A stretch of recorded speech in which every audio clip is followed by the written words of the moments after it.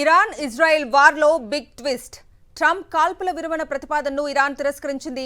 Cease fire ను అంగీకరించలేదంటూ Iran విదేశాంగ శాఖ మంత్రి ప్రకటించారు.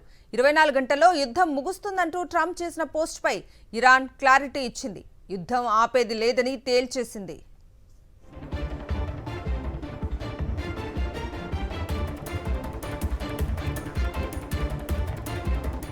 మొదట ఇరాన్, తర్వాత 12 గంటల్లో ఇజ్రాయెల్ సీజ్ ఫైర్ అమలు చేస్తాయంటూ ట్రంప్ తన ట్రూత్ సోషల్లో పోస్ట్ చేశారు. ట్రంప్ సీజ్ ఫైర్ పై ప్రకటన చేసిన కొద్ది గంటల్లోనే ఇరాన్ స్పందించింది.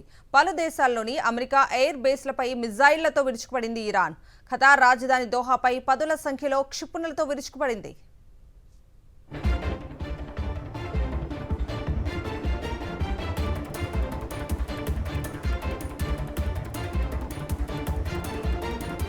ఇరాన్ ఇజ్రాయెల్ వార్లో బిగ్ ట్విస్ట్. ట్రంప్ కాల్పుల విరమణ ప్రతిపాదనను ఇరాన్ తిరస్కరించింది.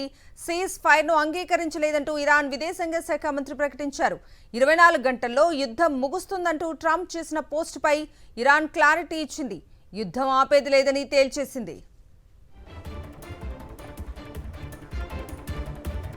మొదట ఇరాన్, తర్వాత 12 గంటల్లో ఇజ్రాయెల్ సీజ్ ఫైర్ అమలు చేస్తాయంటూ ట్రంప్ తన ట్రూత్ సోషల్లో పోస్ట్ చేశారు. ట్రంప్ సీజ్ ఫైర్ పై ప్రకటన చేసిన కొద్ది గంటల్లోనే ఇరాన్ స్పందించింది. పలు దేశాల్లోని అమెరికా ఎయిర్ బేస్లపై మిజైళ్లతో విరుచుకుపడింది ఇరాన్. ఖతార్ రాజధాని దోహాపై పదుల సంఖ్యలో క్షిపణులతో విరుచుకుపడింది.